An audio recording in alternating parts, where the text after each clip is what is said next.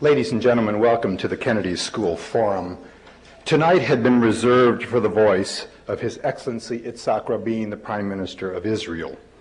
No voice can substitute for his, but it seemed terribly inappropriate for this place to remain silent tonight, especially in the light of the wisdom that we have heard from Leah Rabin, who has reminded all of us of our obligation to speak for peace and to speak up for the men and women who struggle for a better world.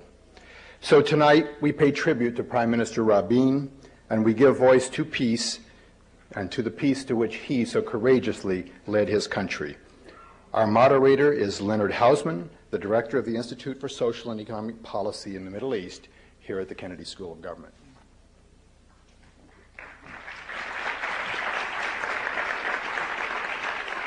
Thank you, Phil, and I would like to add my word of welcome to all of you. I think this evening we should maximize the amount of time that all of you have an opportunity to participate in the tribute. So we will be very brief in our introductions and also in our talks, and we'll welcome your questions and comments. Our first speaker of the evening, paying tribute to Mr. Rabin, is our President, Neil Rudenstein. Mr. Rudenstein.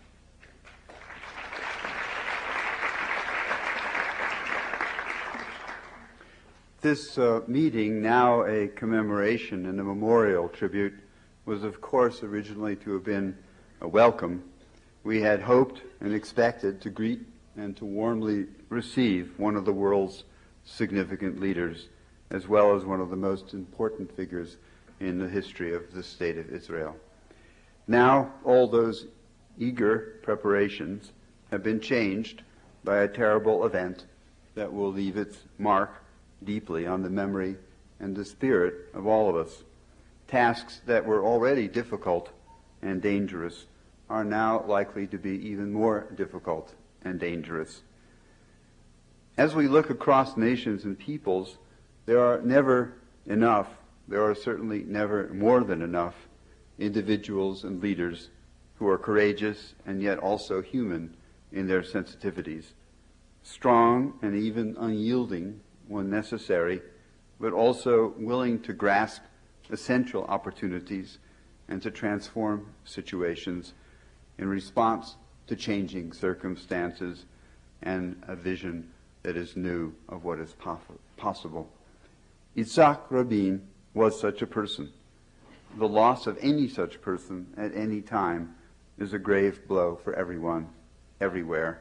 The loss of this extraordinary person at this hazardous and uncertain time has struck suddenly with a gravity that all of us will feel for a very long time to come. We're familiar with Prime Minister Rabin's remarkable achievements, so there is no need to repeat them, certainly not for me at this time. But he was a soldier dedicated to victory, but ambivalent about war. He was a statesman devoted to peace, but anxious about its fragility, as well as about his nation's security. I think we admire him the more precisely because he was not always absolutely single-minded, or utterly self-confident, or fully persuaded that he knew firmly what was right, or what was the true will of his people, or of his God. Now he's been swept away by those who unfortunately have no such hesitations. The contrast is blinding in its clarity and power to all except those, now numerous and in many lands, who have far less difficulty than Yitzhak Rabin had in making any distinction between their own vision of truth and God's vision. There are no simple, clear lessons that we can learn from this terrible event, but I do strongly believe this is a moment for everyone to reassert with renewed force a commitment to democratic forms of government, which require not only freedom of expression and the vigorous exchange of different views to prosper, but also a significant level of tolerance and mutual understanding, and an uncompromising commitment to the rule of law. Not one's own view of the law, but the established law of any civil and legitimate democratic state. Those individuals who wish to bear witness to what they believe to be a higher law or a more sacred truth should choose paths that very great religious and moral leaders have long since taught us to choose.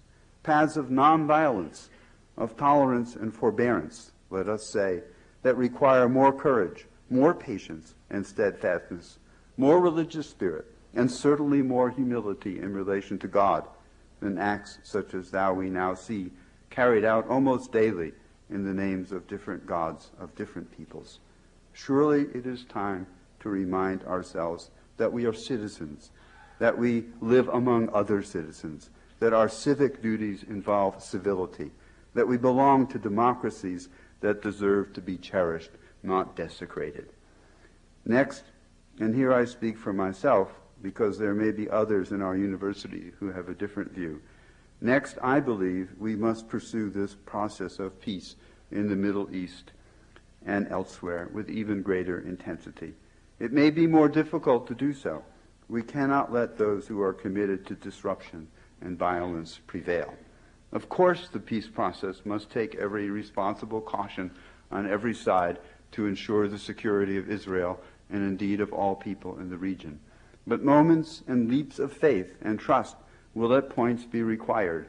Moments of faith on behalf of peace, properly prepared for, simply must be preferred to actions in the service of wars that have no end and that now offer only empty illusions of victories of a kind that we have no reason to believe in or to trust. So as we go forward, let us remember the deeds and life of Yitzhak Rabin. Let us celebrate the very conflicts of his sometimes divided mind and heart, as well as his decisiveness and strength. And even when events may be discouraging and the odds in favor of peace may be at their lowest point, let us have hope and the will to realize those hopes. Either we have hope within us, wrote Václav Havel not long ago. Either we have hope within us or we do not. Hope is a dimension of the soul and is not necessarily dependent on some particular estimate of the situation. It is an orientation of the spirit, an orientation of the heart. It is not the conviction that something will necessarily turn out well, but the certainty that something makes sense, regardless of how it turns out. Unquote. Yitzhak Rabin had concluded that peace makes sense. That conclusion had become the orientation of his mind and heart. We are grateful to him for that, and we must now dedicate ourselves to ensuring that his hope does indeed turn out right and becomes reality.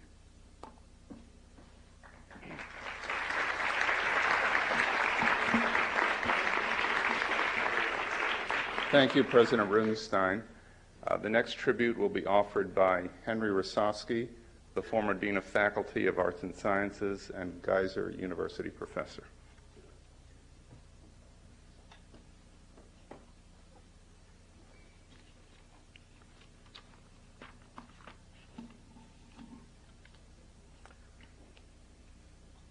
Prime Minister Rabin was a blunt and honest man. I am particularly anxious not to dishonor his memory tonight by being less than completely candid. To begin with, a personal memory. I had the great honor of introducing Ambassador Rabin during his first trip to Harvard in 1968. He spoke to an overflowing memorial church. He was the hero of the Six-Day War, and there was an atmosphere of great euphoria. So many of us believed that Israel's troubles were over. In retrospect, we were very naive and simplistic. Maybe even Ambassador Rabin shared some of those characteristics at the time. No person that I have ever known was capable of a greater and more fundamental transformation. It happens in fiction, but only very rarely in fact. Nearly everything that can be said has been said about this awful tragedy. Many beautiful tributes have been offered that most of you have seen or read. But there are three things that have been said repeatedly that cause me great concern. The first is this. We never thought, many people have said, that this kind of thing could happen. Well, I have to tell you that I was not especially surprised, because I had been listening to the voices of the extremists. Last August, Israel's leading expert on right-wing extremism, Ehud Springzak, was preparing an article that was never published. When I read you the opening sentence, you will see why.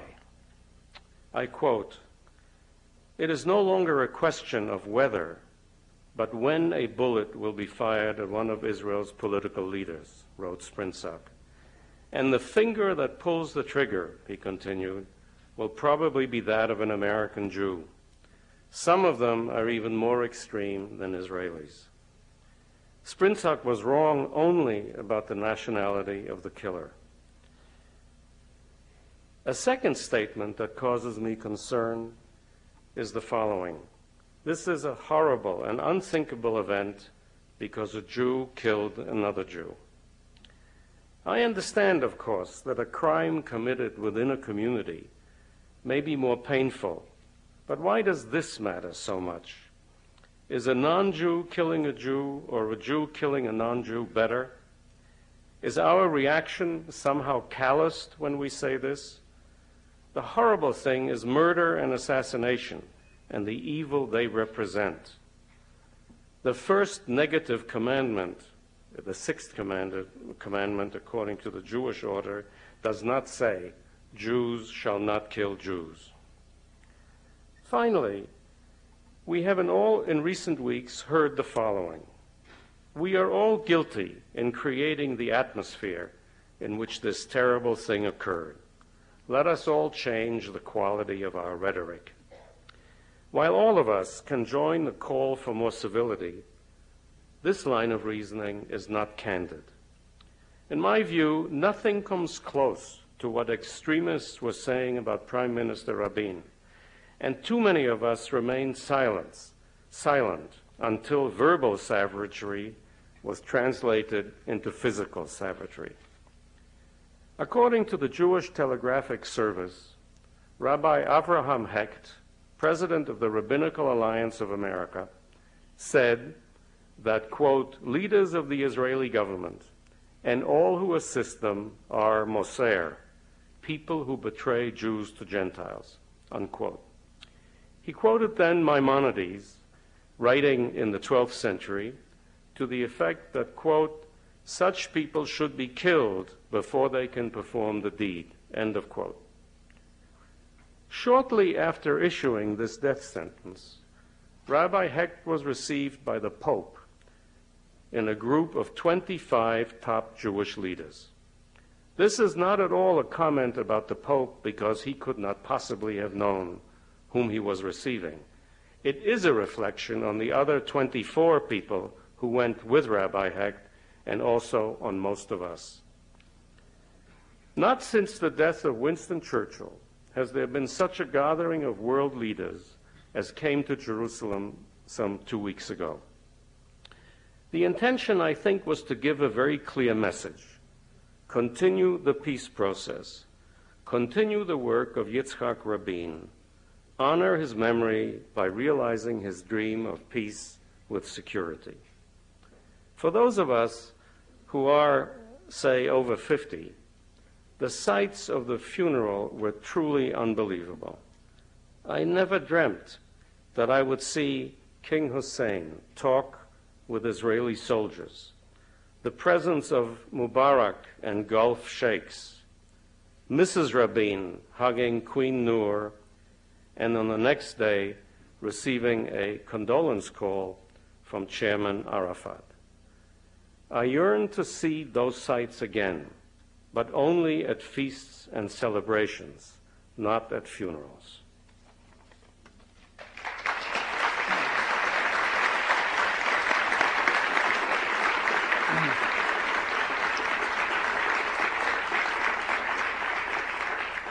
Thank you, Henry.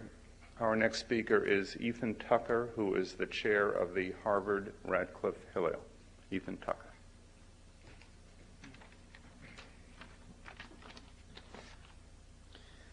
We've heard very often in the last few days, in the last week and a half, that the world lost a great leader, that Rabin's death marked a real global mourning, and that he was not just a leader, but a great leader.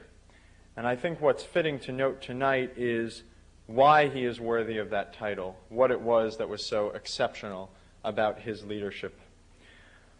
All too often in our society, we hear our political leaders uttering vacuous slogans. Their principles seem to crumble at the first sign of adversity, and opinion polls seem to be their ethical and moral barometers. Most leaders that say they have changed their mind on an issue are dismissed as cowards and wafflers. Yitzhak Rabin was an exception. Recently heard a story which I think foreshadows the deep political transformation that Yitzhak Rabin went through. In the early 1970s, Zbigniew Brzezinski, who was then a professor in international relations, was talking with Yitzhak Rabin and said to him, "You know, the only solution to the Israeli-Palestinian problem is a two-state solution." And Rabin reputedly brushed this comment aside and said, "The Palestinians aren't ready, maybe in 20 years." Yitzhak Rabin went through a profound change. He was the tough, hawkish general, a military man from the age of 19, who defended Jerusalem in 1948 and helped unite the city in 1967. Just under 10 years ago, he was in charge of suppressing the Intifada. Yet he will go down in history as the man who helped bridge the political chasm between Israelis and Palestinians. He never became a warm or cuddly figure, but he did become convinced that Israel needed to move forward with concrete accords with her neighbors. And he did so slowly and with deep conviction. Though many disagreed with his political policies, few questioned Yitzhak Rabin's integrity. There's a saying in the Talmud, "Woe to those in positions of communal leadership, for the job buries those who take on the position." We see that every prophet outlived 4 kings. Being a leader, and certainly a good leader, demands tremendous sacrifice. And Yitzhak Rabin ultimately paid for his principles with his life. He was a leader in the true sense of the word. He led and urged others to follow his daring initiative. Perhaps he was, as many prophets have been, ahead of his time. He underwent a profound shift and yet maintained his integrity throughout. His model of change as deep reevaluation rather than as equivocation is something we would all do well to emulate.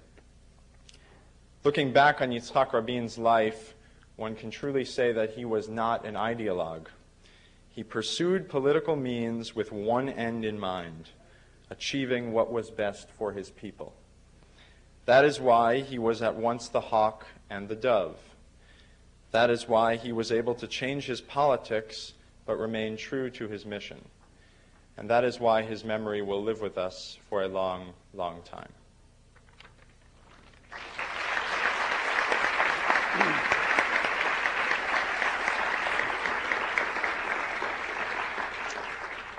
Thank you, Ethan. Our next speaker is Eliezer Yaari, the Director of Programming for the Israel Broadcast Authority, who is spending his year here at the Kennedy School as a Wexner Israel Fellow. Eliezer.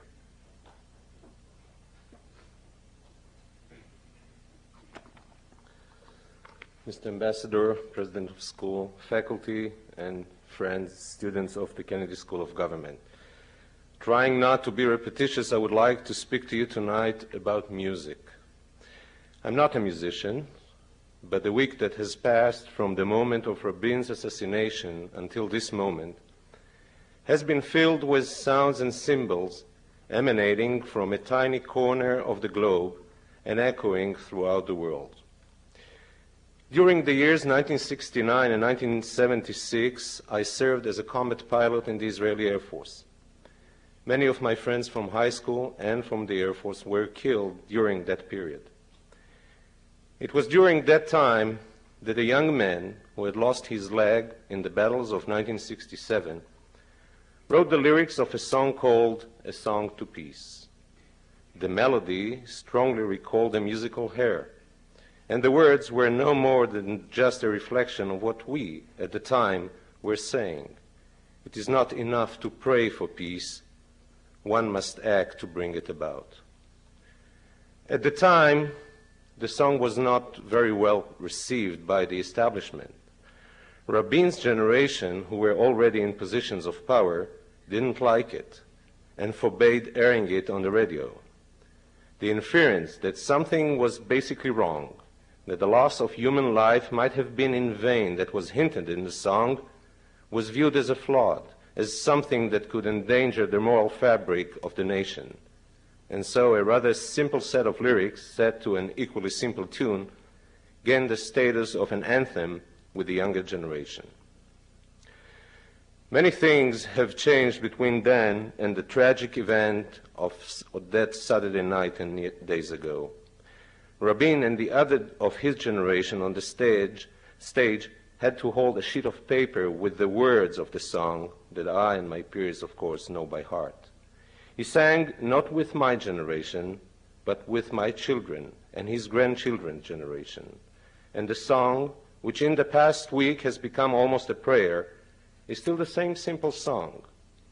Last week, in the Kings of Israel Square in Tel Aviv, the power of its simplicity, together with the evolving realization of the dream expressed in the song, bridged and spanned 3 generations. The fighters of the War of Israel Independence in 1948, all those, including me, who fought on the front and at home in 1967, 73, and later, and who have carried the message of peace during the last 20 years, and our children, the children of 95, the children of peace. And yet, once again, at the memorial service at Kehilat Israel a week ago, we sang the song to peace. You, my friends, the students of the Kennedy School of Government were there with us, humming along even though you didn't understand the words. The melody still resonates within these walls tonight. It is in each one of us, and we must not only listen to it, but hear its message. Just as Rabin acted on his vision of peace and did not just wait for it to happen, so must we actively take upon ourselves the responsibility for the full realization of that vision. You were with us in one of our darkest hours, and for this we are deeply thankful. I cannot help but feel that we are now inextricably bound in the task of making this world a better place to live in. This is the melody we share together. We attempt to create the lyric of a better life through what we are learning and experiencing here at Harvard. Each of us, no matter where we come from, must take upon ourselves the collective responsibility and task of bringing change to America, to Africa, to Asia, to the Middle East, and the rest of the world. In the death of great leaders, we find our shared legacy to carry on. Through your warmth, understanding, and support, we, the Wexner Fellows and the Wexner Foundation, have learned that together we can do this. And finally, in this city, and especially in this place, it is impossible not to sense the presence of another great leader whose life was also dedicated to change, John Fitzgerald Kennedy. I cannot help but feel that Yitzhak Rabin, Zichrono Livracha, may his memory be blessed, is now standing together with him, hoping to see us finish what they began. Thank you.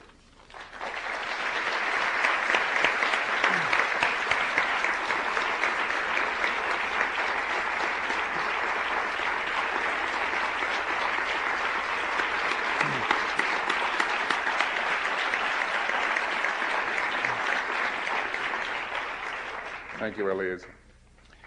Our next speaker has come from Washington today. I know Tamar Rabinovich before he became the ambassador of Israel to the United States. Professor Rabinovich is an expert on the Middle East and in particular on Syria, and thus he was asked by the Prime Minister to conduct in behalf of the Israeli government the Israel-Syria negotiations. Excuse me. We're very pleased to have with us tonight Ambassador Rabinovich.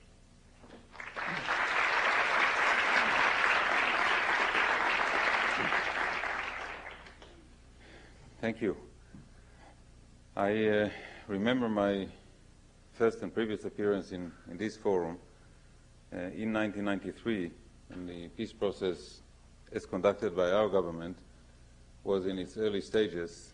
We didn't have much to show for it this time. We could speak about what we had in mind. It was only in the summer of 1993, a full year after the Rabin government was installed in office, that its peace strategy produced the first concrete results. The agreement with the Palestinians to be followed a year later by the agreement with the Jordanians. Standing here at the Kennedy School of Government, thinking about my brief comments to you tonight, of course the first thoughts that come to mind have to do with the relationship between academia and government, between intellectuals and power. I've had a unique privilege over the past 3.5 years or so to have moved from academic life to the life of action, decision-making, diplomacy, negotiations, and to have worked together with a whole group of remarkable men. But not just by his death, but also in his life, Prime Minister Rabin was the towering figure of this peace process. And I have observed the way in which a great statesman made his decisions, translated them into action, and translated action into results. And that, of course, was a privilege, and I've benefited greatly personally from being able to observe that. And at another time, perhaps we could discuss some of the lessons that I've personally derived from all of that.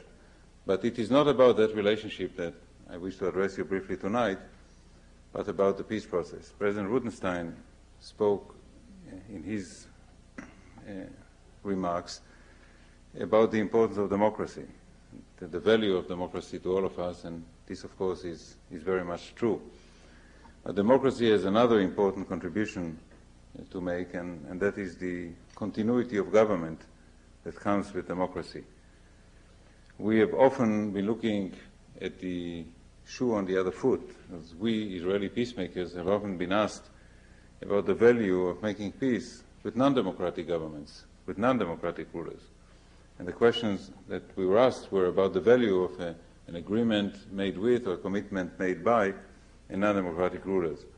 We can leave that question aside, we can deal with it later, but it certainly is a comforting notion to know that you live in a healthy democracy. The democracy can sustain a tragedy of this size, can undergo a crisis, and a crisis it is, and to reveal the inner strength that it has. That a prime minister was there and was the decision maker, but he had partners, and particularly one senior partner, and the group, the team, the senior partner were there, the political system was there to help the country emerge from the crisis and to help us continue in the same policy. And since the wish was made here and elsewhere to hear that there is a determination to continue with peace, I can assure you that determination is there. This government will continue with the loss that we have sustained and with the crisis that we had to go through in the same path, and it will seek the package of peace and security that has been the principal aim of the late Prime Minister Rabin's peace policy. When Yitzhak Rabin became Prime Minister in 1992, he saw an opportunity. There was a peace process in place, there was a framework, much was not happening in the peace process, he knew that he could make things happen. He knew that the end goal of it would be a comprehensive peace settlement between Israel and the Arabs. What he didn't know, and what all of us did not know, was whether this could be accomplished within one political cycle. Until 2 weeks ago, we were all thinking in terms of political cycles, not so much in terms of life cycles. And of course, we have to change that somewhat. But the original thinking was in terms of a political cycle. And a political cycle that is relevant for us, Israelis and Americans, is a political cycle of about 3 years. We have elections, major elections, every 4 years. It takes a few months to form a government, in our case, an administration, in your case. And a few months before the next election, it's high political season and not a time for difficult decisions. So you have, in the American system and the Israeli system, about 3 years. It so happens, due to a coincidence, that our political seasons have become almost parallel in this time. Our elections are scheduled for late October 96, yours are scheduled for early November 1996. Mr. Rabin began to launch his policy in the summer of 92. There was a change of administration, as you know, in this country. But as of early 1993, the Clinton administration was in place and the partnership continued. And here is a period of about 3 years, from the winter of 93 to the winter of 96, within which difficult decisions could be made and progress could be accomplished in the Arab-Israeli peace process. It would have been theoretical, much too optimistic to think that the complex, difficult Arab-Israeli conflict, perhaps the most complex and difficult conflict of the 20th century, could be fully resolved within 3 years. In fact, when the first agreement was made with the Palestinians for 5 years, the decision was also made that the completion of this track of the peace process would be postponed for another political cycle. If an agreement was to be reached between us and Syria, or if it is to be reached now, it will also have to move into a second cycle. And perhaps some of the difficulty that we have encountered in our negotiations with Syria has to do with precisely that, with the difficulty that President Assad may have in making agreements with an Israeli prime minister or with an American president who may or may not be there for political reasons 2 or 3 years down the road. We looked earlier from a democratic system into an authoritarian system, but let us for one moment look from the point of view of the authoritarian system into the democratic system. Now, within this cycle, we have already accomplished 3 major accomplishments. A framework agreement with the Palestinians to try to resolve the core conflict of the Arab-Israeli conflict. A full-fledged peace agreement with Jordan, that is the second full-fledged peace agreement that we have with an Arab country, and a degree of normalization with the rest of the Arab world, manifested in the relationships that we already have with countries like Morocco and Tunisia, with the relationships that we probably will have with 2 or 3 countries in the Gulf, in events like the Amman Regional Economic Conference that took place a few weeks ago, in which hundreds of Arab, Israeli, and other businessmen met to discuss development in the Middle East, in which a decision was made to establish a Middle East regional bank in which Israelis and Arabs would participate, and perhaps most optimistically, where 2 Arab countries, Egypt and Qatar, fought over the venue of the next conference. And the decision was that the 3rd Regional Economic Conference for the Middle East will take place in Egypt, and the 4th will take place in Qatar.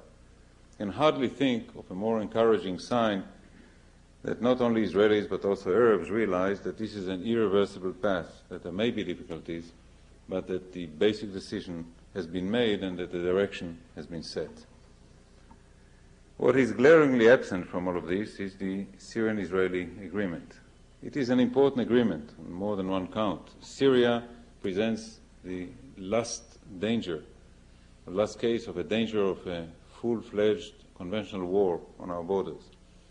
Syria holds the key not only to peace with itself, but also to peace with Lebanon, because it holds sway in Lebanon. Syria also holds the key to a comprehensive peace with the rest of the Arab world. Countries like Saudi Arabia, Kuwait, and others have made it clear to us that when Syrian-Israeli peace is made, they will come aboard. And as long as it is not made, they will keep their distance. It's very desirable to have peace with Syria, not to have war with Syria, to have peace with Lebanon, and to have comprehensive peace in the Arab world. These are important cards. The Syrians know that, and they want a very high price for the key they hold. Now, we are willing to pay a price, but not every price.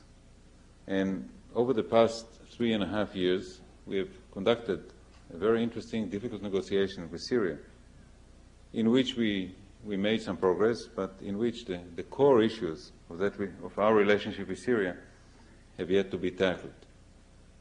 Now, there are a few more months within which this basic deal can be made. We have not been negotiating with Syria for several months now.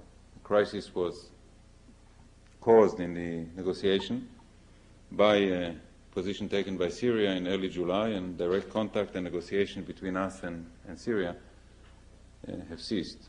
In the last 3 weeks of his life, Prime Minister Rabin received decisions that were to enable the State Department, its peace team, to try to resuscitate the negotiation.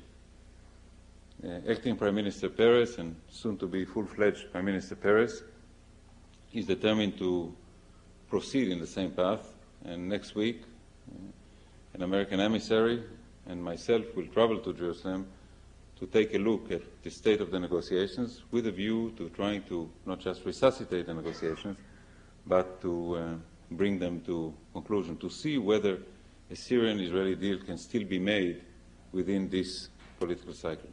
We do not know what the answer to the question is. If one were to ask Prime Minister Rabin in the last few months, what is the brief answer to the question, why is there no agreement with Syria? He would have said, I really have no partner. Other negotiations, there was a partner. In this negotiation, I still do not have a partner. And the question with which I'd like to leave you and all of us tonight with regard to the Syrian-Israeli negotiations and with regard to the immediate future of the Arab-Israeli peace process is, do we have a partner? Thank you very much.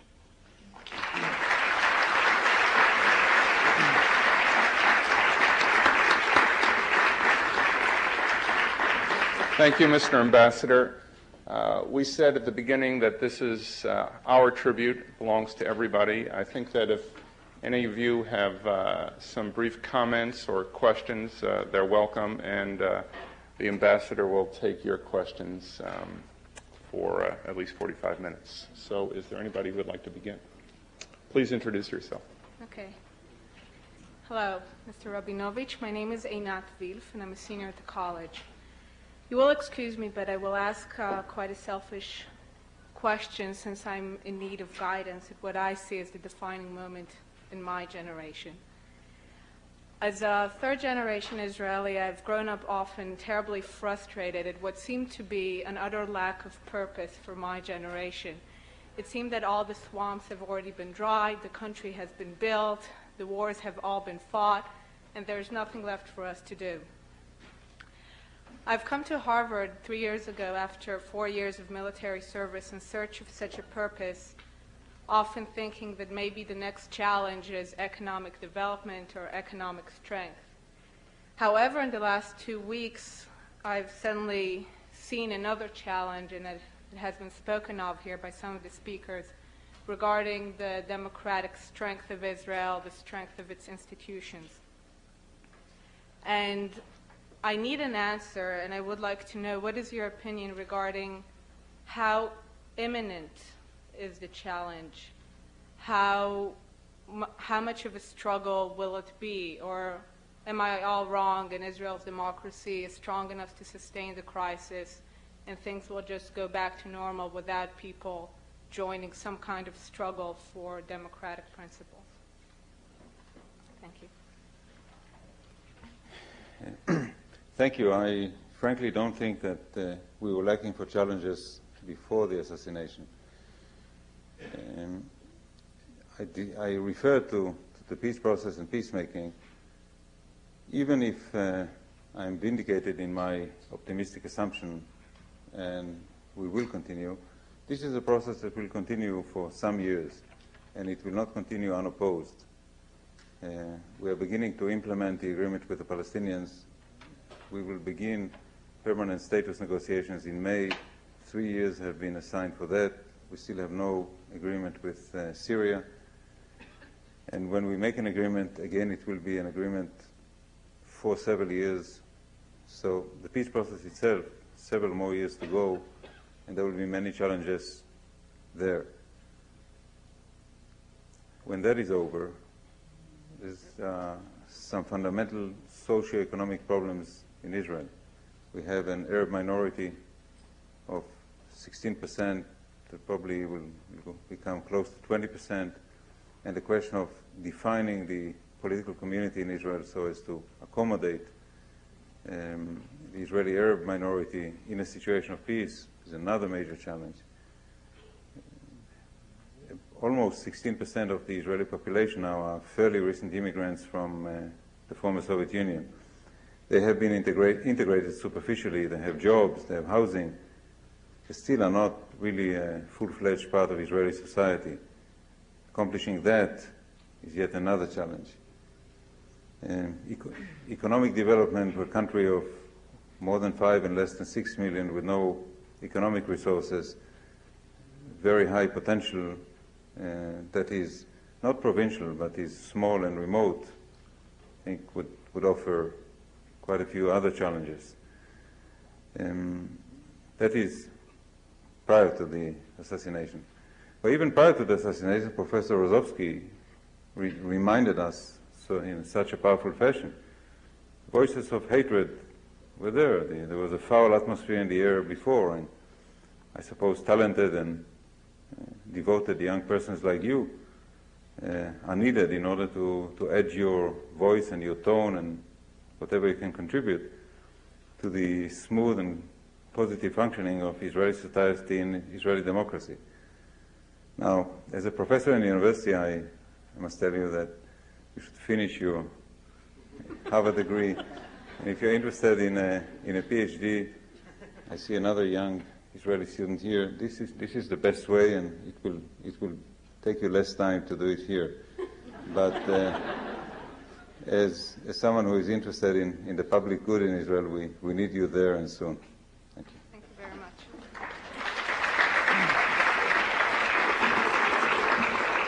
Now you have your inspiration for your midterms. Everything will be all right. I made a little error, and I owe an apology to Dahlia Trachtenberg, who is going to open up the question period. Dahlia is the chair of the Harvard Students for Israel. The assassination of Yitzhak Rabin was a particularly painful moment in Jewish history. Many have emphasized the effect of this horrible act on the future of Arab-Israeli relations, but I would like to stress the effect on the future of Jewish-Jewish relations. This assassination has crossed all boundaries ever thought to have existed in a Jewish society and country. It forces Jews to re-examine and confront relations among themselves, to realize that the divisions and problems within their own community can lead to tragic and violent consequences. Probably only in his worst nightmares did Yitzhak Rabin dream of such intense divisiveness and disunity among his own people and the events it could lead up to. Aside from being Israel's chief political leader, he was a great military hero who contributed greatly to the creation and development of the State of Israel. He was a soldier who pursued a dream of peace. Therefore, perhaps, an appropriate epitaph for Mr. Rabin is the first line from a famous poem from one of Israel's greatest poets, Yehuda Amichai. B'merchak shte tikvot min hakrav, chaziti shalom. 2 hopes away from the battle, I had a vision of peace. In light of all this, I would like to pose a question. Mr. Ambassador, what steps do you foresee the government taking in order to unify the people in Israel behind the current political process? How does the government expect to address the issue of this intense and acrimonious divide in Israel?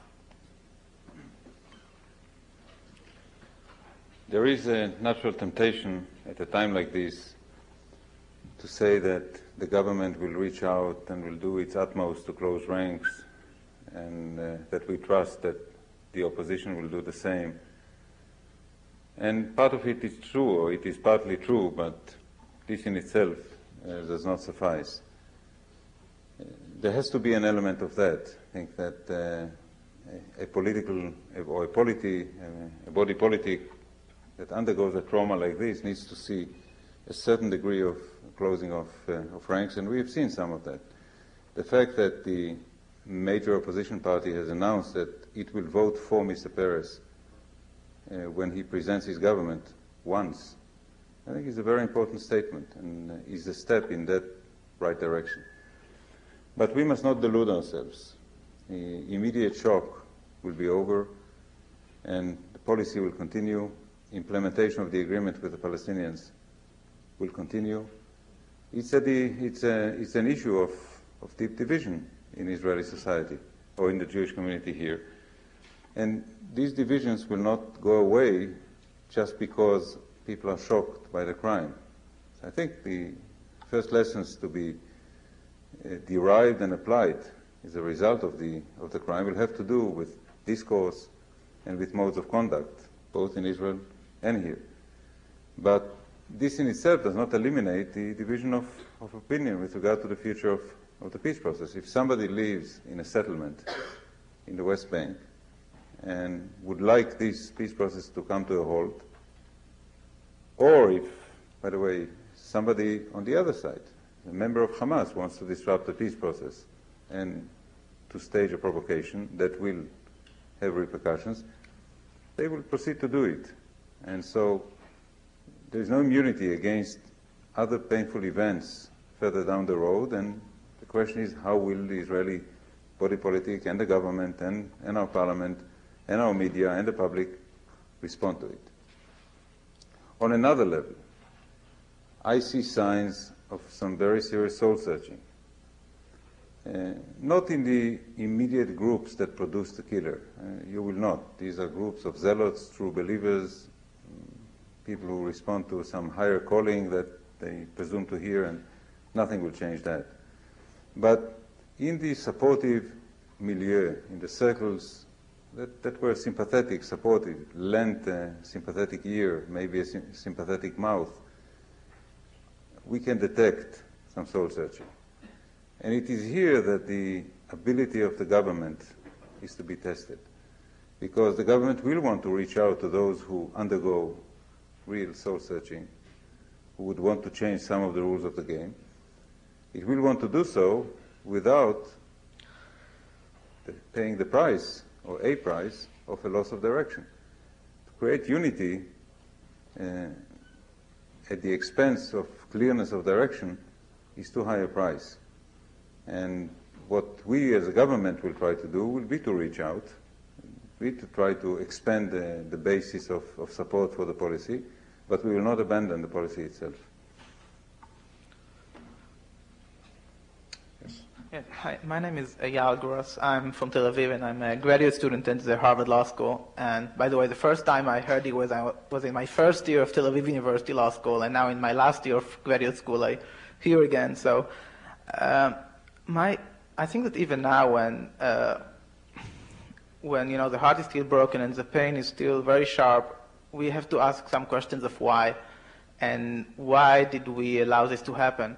And by which I mean, why did we allow those elements that incite for violence, that incite for hatred, why did we allow them to exist in Israel society? And why I want to give a few examples. For example, I know that now there's this whole investigation or search whether there were rabbis who called for the killing of Rabin. I don't know if that happened or not, but we all know that, for example, there were rabbis who openly called for the murder of Yasser Arafat, and even that is a crime under Israeli law. They were never prosecuted. I do know that after the massacre in Hebron, Kach and Kahana Chai were declared terrorist organizations. Nevertheless, we still saw pictures all the time, even here, in demonstration of people holding banners of Kahana and Kahana Chai, whereas identification with a terrorist organization is a crime.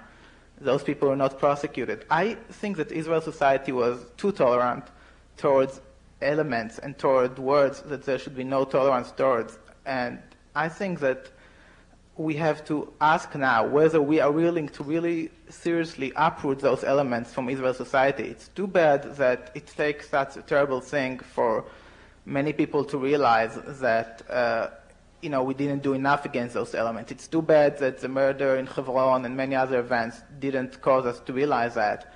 But I wonder, why is it now that we see people on television praising the murder of Rabin, and we hear that there's going to be an investigation, maybe against them. As a legal commentator, Moshe Negbi wrote in Ma'ariv, why an investigation? I mean, just prosecute them. It's a crime. Everyone saw it on TV. So I'm concerned that even maybe now we are still continuing some tolerance, which I don't understand its source, towards something that there should be no tolerance against.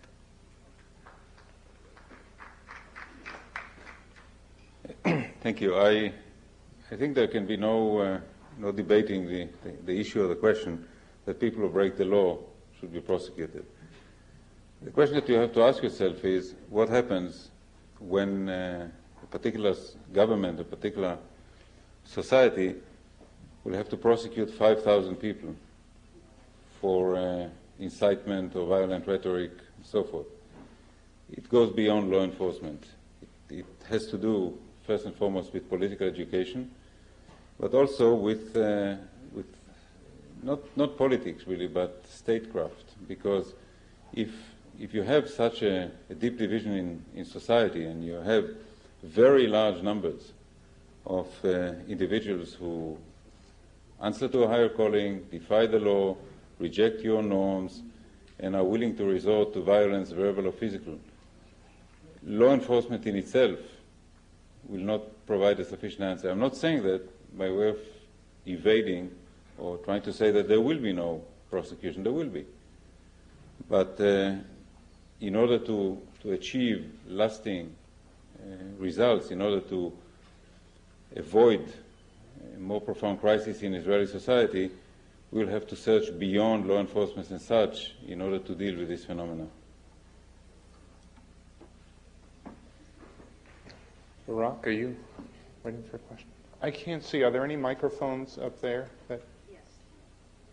Okay, well then, wherever the question is, I can't see you, so why don't we take a question from up there? Is there one? No. Okay. Barak. My name is Barak Jalash. I'm an intern at the Institute for Social and Economic Policy in the Middle East.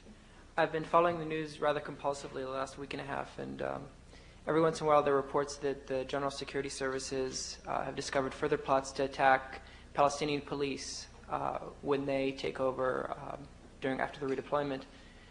And Nabil Shath is here for a series of meetings. I managed to corner him in an elevator and asked him what happens then. I mean, he's one of the first people who's going to call Peres. And he talked about the need to prevent that, but he had no answer. And I'm deeply troubled because at that point, when there's a firefight between some radical settlers and the Palestinian police, the question of the settlers becomes not a question of a final status, but an imminent question. And I'm wondering if the government is prepared to face that question, because it's much more likely to happen now than I considered to be 3 weeks ago. If I may, I think it's less likely to happen right now, because there is a shock, there are after effects, there is a counter-reaction, and that particular action right now is less likely. But it cannot be ruled out, nor, as I said earlier, can the possibility of Hamas or Islamic Jihad or some such group trying to inflict irreparable damage on this peace process from the other direction. Oh, it's a fragile process. I think the perspective from which we need to look at all of this is not terribly long. Before all of this began, 5 years ago, 6 years ago, I would have brought you any number of Middle East experts to this forum who would have told you that the hour of midnight has passed, that the Israeli-Palestinian conflict is beyond salvation, that it's a fait accompli in the West Bank and no settlement can be achieved. I think in the light of that perspective, what has happened until now is very impressive, and I think you can draw encouragement from that. My name is Jennifer Hyde, and my question is this, sort of follow-up to the question before about toleration of often illegal sentiments or actions in Israel. I've always contended that the way that Israeli political system is structured has contributed to this sort of toleration of, in many cases, sort of what I consider to be immoral policies in some cases, and the right wing in other cases. And I know that in 1996 there's going to be some effort to reform the political system in terms of direct election of prime minister. And I'm just wondering if there are going to be any further attempts to reform the political system, and what they will be, and if you agree with my contentions about this being a contributor to the problem that may have indeed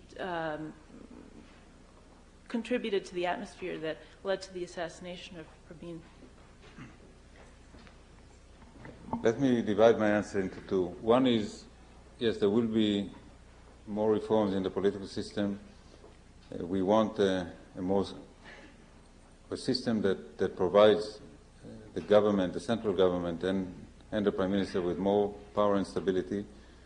The way our parliamentary system is constructed and the way it has functioned, we've had very small minorities, or very small majorities for coalitions. It's difficult to govern, even in normal circumstances, with a majority of 1 or 2, and certainly when you have to make painful decisions. So, yes, there is determination to continue with the reform of the political system. But let me also put all of this in some perspective. Israel is not the only country where there is violent rhetoric, where not everybody who engages in violent rhetoric is not being penalized. In this country, after Oklahoma City, you discovered that there were radical extreme groups with rhetoric of hate. And I'm sure that not all this rhetoric has disappeared. If you're on the internet and access to many other outlets, you continue to hear the rhetoric of hate. Now, I do not propose that the FBI and local police or state police go and arrest everybody who uses that rhetoric, but they are in the many thousands. So in this country, too, the decision has implicitly been made that not everybody who uses extreme rhetoric will be put in jail, even if the law allows it, because it's one of the first things that you learn about governance and law enforcement is that you do not prosecute in every case. Now, after a shock like Oklahoma City or like the assassination of Mr. Rabin, it's time to pause and reflect and ask yourselves whether you've done the right thing. And I'm sure that we will prosecute more than we did in the past, maybe belatedly, but we will. But don't look at this in isolation, and you can use your own country as a basis for comparison.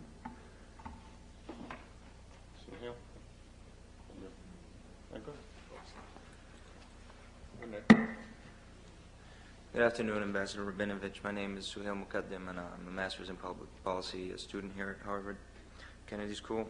I'd like to go back to something you said. You said Prime Minister Rabin did not see a partner in Syria or in the Syrian negotiation. My first question is, does Prime Minister Perez see a partner? And if not, assuming that President Assad will be in power for at least the immediate future, what options do you see then for negotiations with Syria and Lebanon? Are you a Muqaddam from Lebanon? Yes, sir. Now, let me make sure that we all understand the term "did not see a partner" in Syria correctly, because there are two ways in which this sentence could be understood. One is he did not see in President Assad an appropriate, or that's not what I meant.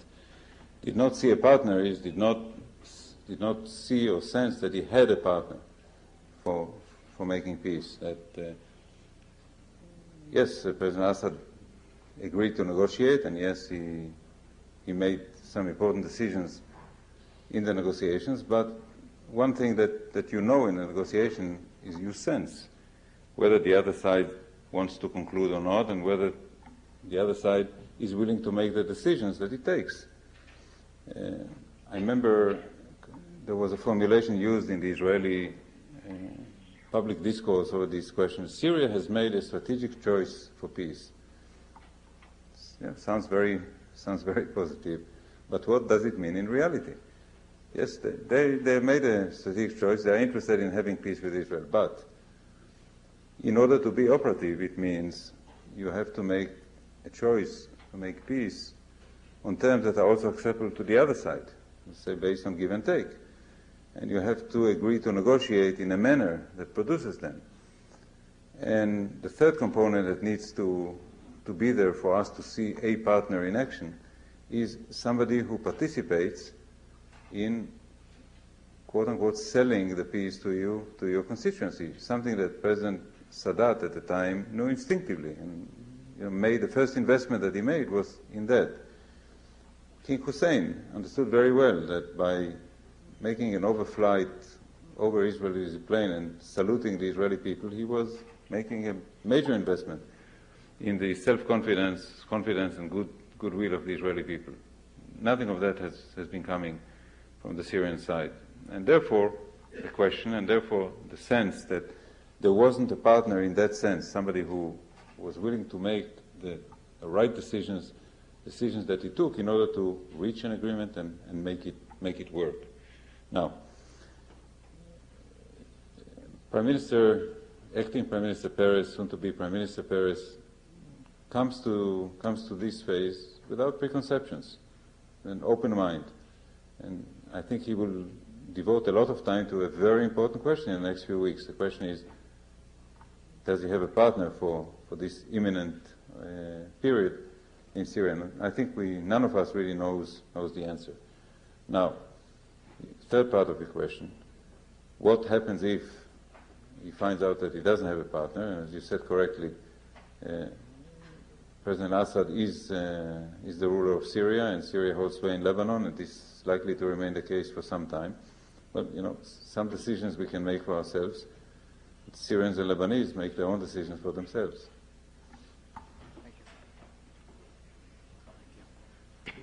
My name is Alan Goldstein. I'm a second-year student here at the Kennedy School.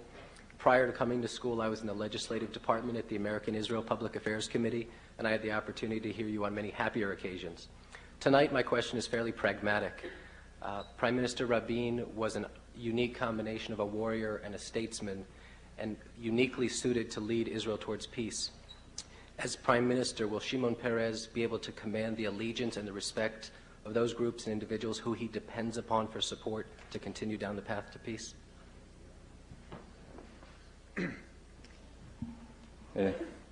Thank you. I'm amused by the fact that you began by saying that you worked at AIPAC, and now you wanted to ask me a pragmatic question.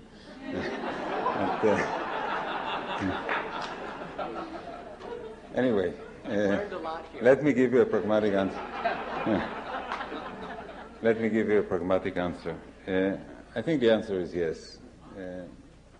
First of all, Mr. Peres was a prime minister, led the country, and very effectively so for 2 years. In 1984, 1986, when he was prime minister, much did not happen in the peace process. Fortunately, much did not happen on the battlefield. But we went down from an inflation of several 100% to around 10% or under 20%. And he was responsible for that. That was an awesome achievement at the time, and as Prime Minister, is credited with this and with other achievements.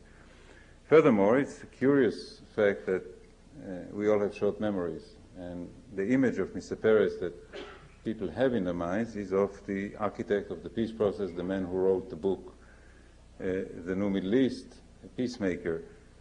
But if you take a 40-year perspective and reach back into the late 40s and through the 50s, 60s, and 70s, his career was made in the defense ministry. He was an aide to founding father David Ben-Gurion. He was Director General of the Ministry of Defense, Deputy Minister of Defense, and after 74, Minister of Defense. It's a very impressive defense record. Yes, not a military leader and not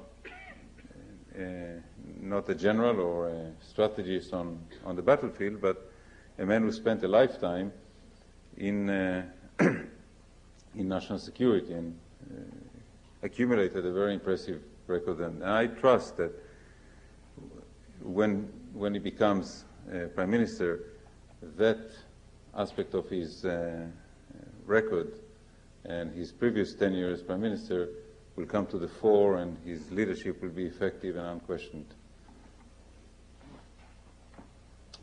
Thank you. I'm going to ask a concluding question, if I may, Mr. Ambassador. Since the Arafat-Rabin handshake, here and there some settlers have indicated a willingness to, and perhaps a readiness to leave the settlements and live in pre-67 Israel. Does the Israeli government have any latitude to deal with settlers like that before they deal with the issue of the settlements per se? The brief answer is no, but let me spend a few minutes on the very important question that you raised. And I think it had to do something with the climate that preceded the assassination. There was, from a domestic political perspective, there was a weakness in the strategy adopted by the government in the way the agreement with the Palestinians was crafted. Final status issues were left to the end, for the end of the 5-year period. And these remained open, and one of the final status issues is the fate of the settlements. Now, our Palestinian interlocutors make no bones of what they would like to see. They would like to see all the settlements gone. Now, we know that this as such will not happen. But how many settlements would actually be affected? The Prime Minister, the government, could have made life easier by making a statement on this. Say, the bulk of the settlements and the settlers would not be affected in any event in a final status settlement. He chose not to do that for very good reasons, but he chose not to do that. The practical result was that the field was left open and fertile for rumor mongering on what expected the settlers. And the mood of despair and some of the ugly hatred that we saw sprang from that, not always from divine or pseudo-divine inspiration, but from a very pristine fear for one's own future, for the future of one's family, and so forth.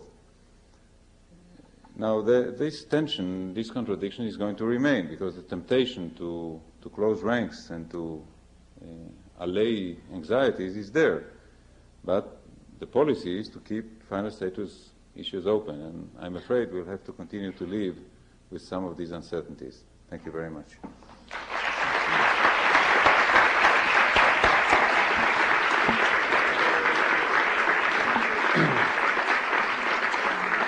We bring our tribute to a close. We'd like to thank each of the speakers and, of course, Ambassador Rabinovich. Thank you very, very much.